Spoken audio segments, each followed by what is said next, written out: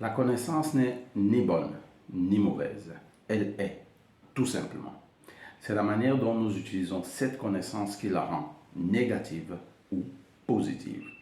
Ce sont les mots de David Icke dans son livre Les enfants de la matrice, tome 1. Mais ces paroles, nous pouvons les transposer à l'histoire, juste remplacer le mot connaissance par histoire. L'histoire n'est ni bonne ni mauvaise, elle est, tout simplement. C'est la manière dont nous utilisons l'histoire qui la rend positive ou négative. Et c'est le but que nous allons poursuivre avec cette deuxième vidéo sur le livre Histoire de Jean-Paul Pourgala.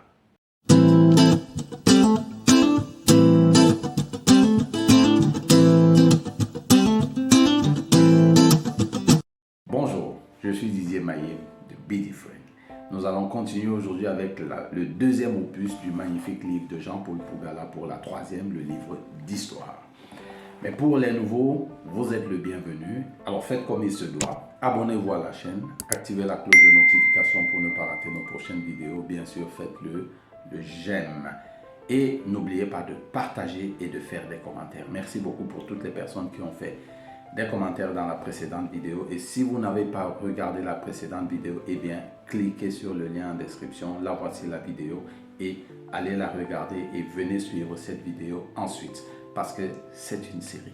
Dans cette chaîne, nous parlons d'éducation pour arriver à la responsabilité individuelle de notre vie et votre liberté. Eh bien, vous êtes là non pas pour des besoins politiques, mais pour des besoins de vous éduquer, non pas pour des besoins forcément historiques, mais pour des besoins d'éducation. Donc, soyez attentifs à cette deuxième vidéo qui va traiter d'un sujet, bien sûr, un titre bizarre, coulé dans le béton pour le Cameroun. De quoi est-ce qu'il est question? De qui est-ce qu'on parle? Eh bien, rendez-vous dans l'histoire. Si vous n'avez pas regardé la première vidéo, comme je l'ai dit, allez regarder parce que vous aurez un détail de l'ensemble du contenu de ce livre. Aujourd'hui, nous allons parler d'un pan de l'histoire du Cameroun spécifiquement avec cette vidéo. Et lors de la préparation de cette vidéo, eh bien, j'ai repensé à ce livre, Les enfants de la matrice, tome 1 du très contesté David Icke. D'ailleurs, si vous avez l'occasion de regarder, de tomber sur un de ces livres et que vous avez le cœur en place, eh bien, vous pouvez le lire. Le voilà, David Icke. Et son livre Les enfants de la matrice est particulièrement intéressant parce qu'il raconte des histoires bizarres. Et puis, notez bien, David Icke est un très contesté complotiste. Donc, si vous voulez lire ces livres, alors il vous faut bien vous asseoir dans vos bottes. Mais cette phrase m'avait particulièrement marqué du fait qu'il raconte une histoire et il arrive à la conclusion que les connaissances dues à l'histoire, les connaissances qui sont consécutives à l'histoire, ou bien quelles que soient les connaissances que nous pouvons avoir, elles ne sont simplement ni bonnes ni mauvaises, elles existent simplement. C'est avec cet état d'esprit que nous devrions aborder cette deuxième partie de la vidéo de ce livre, parce que il y a deux sujets particulièrement que nous allons traiter. Premièrement, le sujet du génocide Bamileke, entre guillemets, et deuxièmement, coulé dans le béton. Commençons par le génocide Bamileke. À une certaine époque, il y a entre 10 et 15 ans, je suis allé acheter un livre d'histoire. Il s'agit du livre de Thomas Deltombe que vous voyez s'afficher ici, Une guerre à l'origine de la France-Afrique, de Thomas Deltombe et tous ses collaborateurs. Et dans ce livre, il était déjà question de ce qu'on appelle le génocide Bamileke, où on parle d'environ 300 000 à 400 000 morts qui ont été causés par l'armée française entre les années 1962 et 1964. Cela m'a interpellé. J'étais acquis à la cause de la défense de ce génocide Bamileke. Mais lorsqu'on regarde l'histoire, il s'agit pour ma part d'une invention tribaliste de quelque chose qui ne devrait pas exister. De quoi est-ce que je veux parler? Je veux parler du fait que ce génocide s'inscrit dans une lutte que le Cameroun a commencé depuis belle lurette. Une lutte qui a atteint un certain niveau entre les années 1962 et 1964 avec ce bombardement au napalm dont a subi au plateau de l'Ouest. Mais faudrait-il ici limiter l'histoire à cela? Faudrait-il ici circonscrire la spécificité de cette destruction au Bamileke? Absolument pas. Et nous allons le voir avec une vue dans l'histoire du Cameroun. Commençons avec, et ceci à la page numéro 104 de ce magnifique livre. L'histoire du Cameroun, comme nous l'avons dit dans la vidéo précédente, a été ponctuée de résistance, a été une perpétuelle lutte pour la résistance contre l'impérialiste. Et la première personne à en subir les frais, à en payer les frais de cette résistance est Locke Priso, que vous voyez à l'image ici. Comment est-ce qu'il a subi les effets de la lutte contre l'impérialisme? Eh bien, quelques jours seulement après la signature du traité du 12 juillet 1884 par les chefs Douala, il s'est opposé à cette signature, il s'est opposé à ce traité, il s'est farouchement opposé et cela a été le début de sa fin parce que immédiatement après, il a subi les foudres avec des armes à feu de l'armée allemande sous les yeux hagards de ses frères, le roi Akwa et tous les autres rois. Mais ça ne s'est pas arrêté là. On est passé à Passol, le chef Malimba, qui a subi aussi les foudres, lui et son peuple ont subi les foudres de l'armée allemande. Enfin, août de 1884, donc 1 mois et demi seulement après la signature du traité germano-douala. Mais on ne s'arrête pas là. Continuons avec le roi dont nous avons toujours parlé dans la précédente vidéo, Kuvalikenie, qui a assassiné le chef Gongravenreuth, j'espère que je prononce bien, c'est des noms compliqués, et qui a débuté ainsi une résistance qui a duré 3 années d'affilée, de 1891 à 1894. Combien de personnes sont mortes durant cette résistance? Aucun chiffre n'est connu. Mais continuons. Parlons de l'avancée des troupes allemandes dans le Cameroun profond. Ils sont partis de Kribi, de Grand Batanga, après avoir assujetti déjà Grand Batanga. Ils sont partis de Grand Batanga en 1887 pour leur expansion. En 1899, ils affrontent l'armée Boulou. L'armée Boulou a lutté farouchement contre l'expansionnisme de l'armée allemande de 1899 à 1901. 2 ans de résistance perpétuelle, de combats vigoureux. Combien de personnes sont mortes chez les Boulous, chez Locke Priso de Ikori Town qui est aujourd'hui Bonabéry? Combien de personnes sont mortes? Mais continuons notre ascension. Je vais lire cette phrase intéressante. Dans la grande forêt de l'Est, la résistance Maka va durer jusqu'en 1907. Les expéditions vers l'ouest sont lancées, mais l'avancée sera très lente à cause de la résistance des Bamileke et des Bamoun.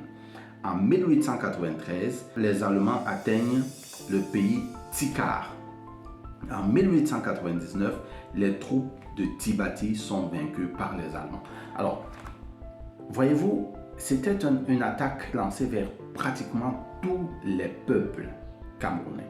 Prenons le cas de Tibati avec le Lamido Boubanjida. Cette résistance a duré, tenez-vous bien, 11 années, de 1888 à 1899, où finalement le Lamido Boubanjida a été vaincu par l'armée allemande. Combien de personnes sont mortes sous le coup de l'armée allemande? Et dans le Grand Nord, cette armée a été particulièrement virulente, utilisant des canons contre des guerriers aguerris des tribus de Tibati et du Nord tout entier. Ngaoundéré a été rapidement occupé en 1901 et le Lamido de Ngaoundéré a été tué. Le 1er février 1902, Oumarou, le Lamido du Banio, poignarde le lieutenant allemand Nolte et il sera très vite vaincu lorsque Dominique va entrer dans la guerre et mettre fin à la résistance des Lamido. Eh bien, de tous les côtés du Cameroun, de l'est à l'ouest, du nord au sud, chaque peuple a donné de sa vie. Chaque peuple a souffert du martyre de l'impérialisme. Mais ce n'est pas tout. En plus, l'arrivée de la guerre de 1914 a créé encore un chaos particulier parce que l'Allemagne étant entourée au Cameroun par la Grande-Bretagne au Nigeria, la Belgique au Congo, la France, eh bien, ils étaient entourés et le début de la guerre a donc fait affluer toutes ces troupes vers le Cameroun pour combattre l'Allemagne et Écoutez à la page 115. Les populations camerounaises ont aussi porté le poids de cette guerre. Des villages, des plantations ont été brûlées ou dévastées. Il y a eu de la famine un peu partout. Les généraux britanniques et français accompagnés des soldats africains colonisés par la France, comme à l'est du territoire, ont massacré des populations. Doit-on réellement parler du génocide Bamileke à la lumière de tout ceci? Absolument pas. Le génocide Bamileke, c'est une façon de tribaliser une résistance et à des fins inavouées qui ne servent pas vraiment l'histoire du Cameroun. En réalité, tous les peuples camerounais ont été génocidés. Des villages brûlés n'ont pas seulement été le fait des Bamileke ou bien du haut plateau de l'Ouest. Et donc, le génocide Bamileke n'est pas une expression que nous devrions utiliser. Le génocide a été dans tout le Cameroun. La résistance camerounaise a été farouche pendant, tenez-vous bien, environ 30 ans. Pour être plus précis, 27 ans de résistance avant 1962 et 1964, qui est en plein dans les luttes de l'indépendance. Chaque tribu camerounaise ayant souffert de la résistance contre l'impérialiste, il serait pour ma part non judicieux de parler uniquement ou bien d'utiliser l'expression génocide Bamileke. Mais l'histoire ne s'arrête pas là. L'histoire continue parce que la libération du Cameroun ou bien la résistance du Cameroun face à l'impérialisme et durant les périodes de l'indépendance ont été marquées par le coulage dans le béton d'une personne farouche, d'une personne résistante qui fait la fierté aujourd'hui de tous les Camerounais. Mais de qui s'agit-il? Eh bien, il s'agit de Ruben Oumniobé. Beaucoup de personnes, peut-être, ne connaissent pas ce pan de l'histoire de Oumniobé. Il a été coulé dans le béton. Laissons parler l'histoire. Allons à la page 134 de ce livre. Et lisons brièvement l'histoire de Ruben Oumniobé, qui est né en 1913 et il est mort en 1958. Écoutez bien, Oumniobé est en première ligne pour la lutte pour l'indépendance du Cameroun. Ses compagnons furent notamment Félix Roland Moumié, Ernest Souandié, tous tués par la France. Au départ, Oumniobé n'était pas pour la violence, pour l'usage de la violence. Mais écoutez ce qu'il advient par la suite. Il dit ceci: devant la violence des occupants français au Cameroun contre les populations, il change d'idée et reconnaît aussi le droit des peuples à la lutte armée ailleurs sur la planète, lorsque les circonstances l'imposent. Notamment, ce fut le cas pour les armées héroïques, pour les luttes héroïques menées par les Vietnamiens au Vietnam et les Algériens du FNL. Oumniobé a donc lutté farouchement depuis le siège des Nations Unies. Il a commencé de façon pacifique, mais il a fini par une rébellion armée.